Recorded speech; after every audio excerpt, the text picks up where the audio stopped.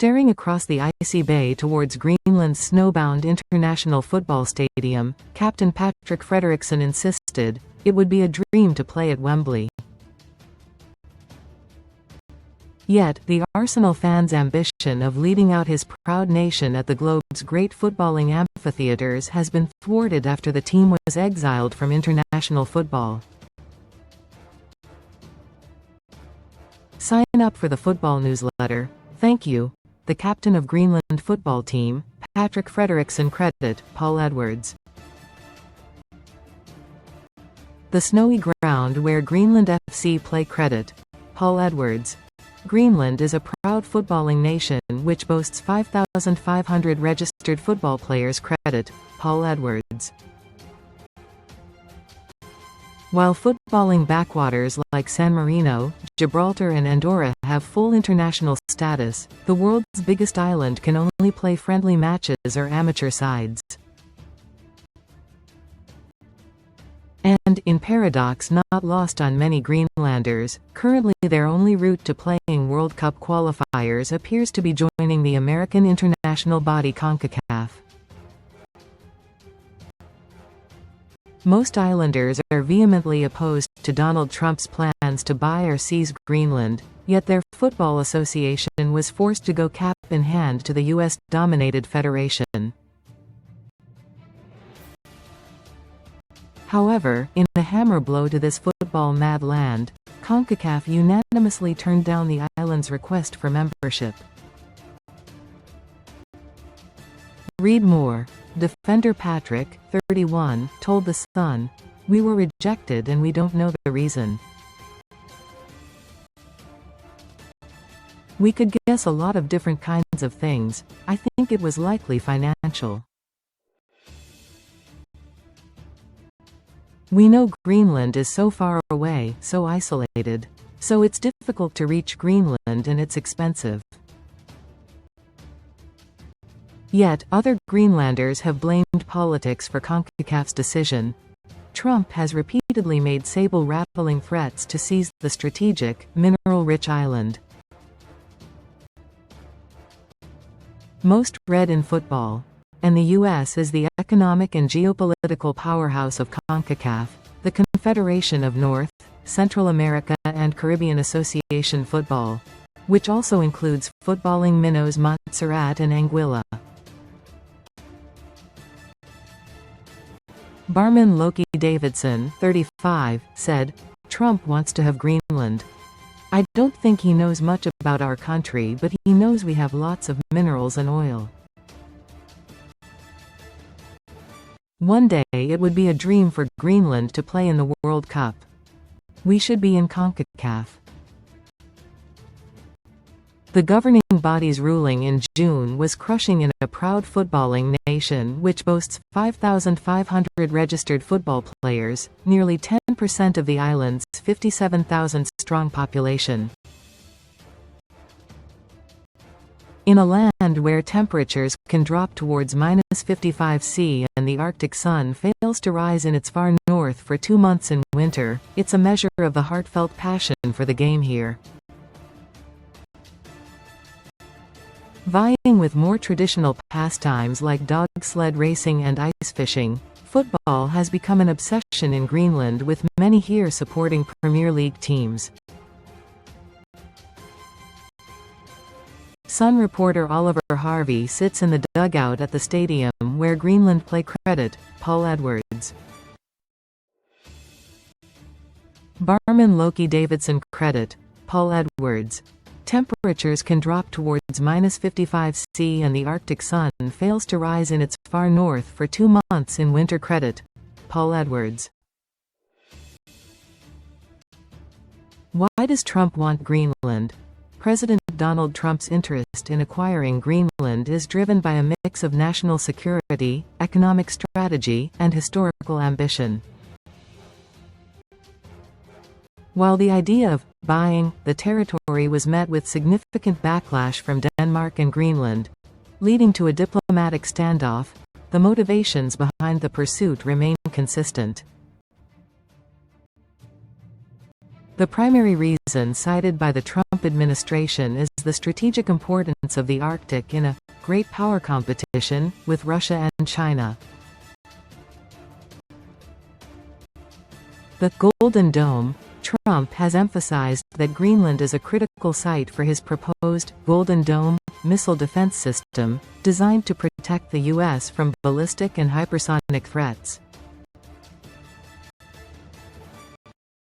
Countering adversaries. The U.S. has expressed concern over increasing Russian and Chinese activity in the region. Trump has argued that Denmark lacks the resources to secure the island against these powers. Existing infrastructure. The U.S. already operates the Pitofik Space Base, formerly Thule Air Base, in Greenland. Owning or having total control over the territory would allow for a much larger, permanent military footprint without needing Danish approval for expansion. Critical minerals. Greenland holds some of the world's largest deposits of rare earth elements, like neodymium and praseodymium, which are essential for high-tech electronics, electric vehicle batteries, and military hardware. Currently, China dominates this supply chain. Control over Greenland would give the US a secure, domestic source. Energy reserves. The island is believed to have significant untapped oil and gas reserves. New Arctic shipping routes. As Arctic ice recedes, the Northwest Passage is becoming a viable commercial shipping route. This route could significantly shorten the travel time between Europe and Asia compared to the Suez Canal. Controlling Greenland would give the U.S. a dominant position over these emerging global highways. Speaking at his neat apartment overlooking Capital Nuke, population 20,000, Patrick revealed, "It's the biggest, most popular sport in Greenland. We have people cheering for Manchester United, Liverpool, Chelsea, Arsenal. The Premier League is big here in Greenland." The climatic hardships mean the nation's football championship takes place over around a week in the summer. National skipper Patrick, whose club team B67 Nuke were crowned champion last year for the 16th time, revealed, "It's one of the shortest and toughest tournaments in the world. Over around 7 days we have 5 to 6 matches, depending on how many teams are participating. There's one rest day. It's so intense." Last year's tournament was held at Nuke Stadium, where international fixtures are also staged. Visiting this unique ground in the world's most northerly capital city, I found one of football's quirkiest outposts. Bordered on one side by a craggy outcrop of ice-covered rocks, its artificial pitch is covered with a 2-foot crust of snow. There are no covered stands but a couple of bleachers where fans can watch from pitchside. Sitting on an ice-encrusted plastic seat in the manager's dugout, it's difficult to imagine England manager Thomas Tuchel or Brazil's Carlo Ancelotti perched here. If CONCACAF had rubber-stamped Greenland's application bid, it would have provided impetus for a new stadium. Investment is also needed for a series of air domes, which act as multi-purpose sports venues, that would allow year-round football fixtures to be played. Patrick explains that because of the harsh climate, he and other players compete in indoor futsal, a 5-a-side, 40-minute match scaled-down version of football, for much of the year. The ground where Greenland FC playCredit, Paul Edwards, Patrick's club team B67 Nuke were crowned champion last year for the 16th time. Credit, Paul Edwards. Trump has repeatedly made saber-rattling threats to seize the strategic, mineral-rich island credit, AP. The dad of three said of Nuke Stadium's unique matchday atmosphere, "It's really amazing, especially when we have a big crowd. It's really loud. You can hear them yell. It's so special to play here. They are sitting in their cars or on the mountain and cheering for the team." So why has football-mad Greenland been banished from international football? Geographically, it's part of North America, even boasting a land border with Canada on the tiny Hans Island.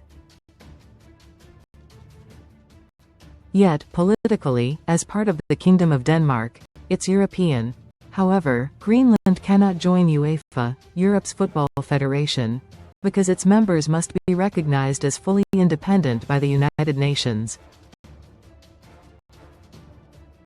In what is galling for many Greenlanders, the Faroe Islands, also part of the Kingdom of Denmark, is a member of UEFA and plays in World Cup qualifiers.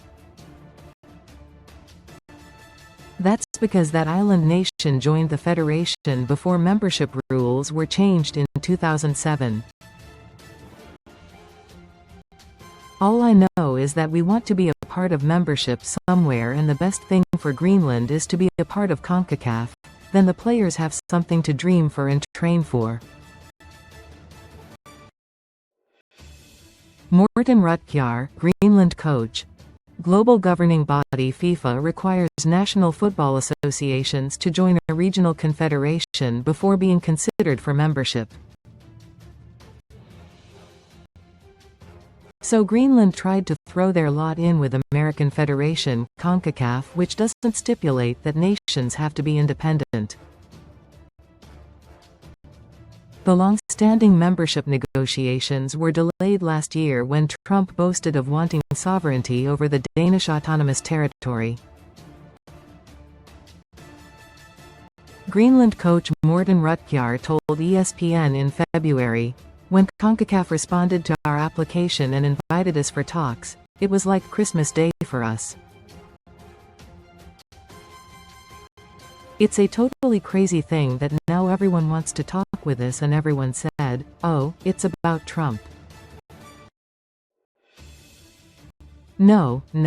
We have worked on this for many years since I started in 2019.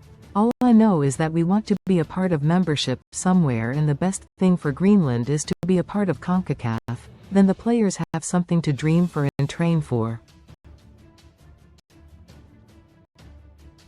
Just 4 months later, the Greenland Football Association's membership application was rejected. CONCACAF gave no reasons. The Greenland Association posted on Facebook that it wasn't a victory for football where you want to include everyone, but they promised, "We keep fighting." Coach Rutgjar, based in Denmark, said of his Greenlandic team, "They're very good football players right now. And they will only become better when we have the competition to play in. It's a totally crazy football country. Everyone plays football everywhere. The children are playing on ice, on football fields, inside, outside, and they talk about football every hour they can." Frozen out. For many fans in this proud land, where 90% of the population are Inuits, Greenland's exclusion from the big stage rankles. It has stunted the growth of football here and meant the national team has sometimes struggled on the international stage. At the 2023 Island Games, the Shetland Islands thumped them 5-1. However, they beat the Orkney Islands on penalties after their game finished 2-2. Their last fixture, against the Slovenian amateur team in October, ended in a hard-fought 5-4 defeat. The Greenlandic players juggle day jobs alongside their football careers. Skipper Patrick is a carer in an orphanage, while others work in banking, fishing, hairdressing and the civil service. Through his orphanage work, Patrick can see the boost provided by football in a land that has the highest suicide rate in the world. "Football brings people together on our island," he told The Sun. "We gather together and there is joy and excitement. We hope that CONCACAF will rethink it and look at the application again. It would mean so much to Greenland." Recommended stories: An Arctic land cruelly frozen out of the beautiful Game.2 EC6R44 soccer field in Qeqertarsuaq, FrederiksenCredit, Alamy. Soldiers from the Danish army have taken part in live fire training after their arrival in Greenland. Credit, AFP. Comments.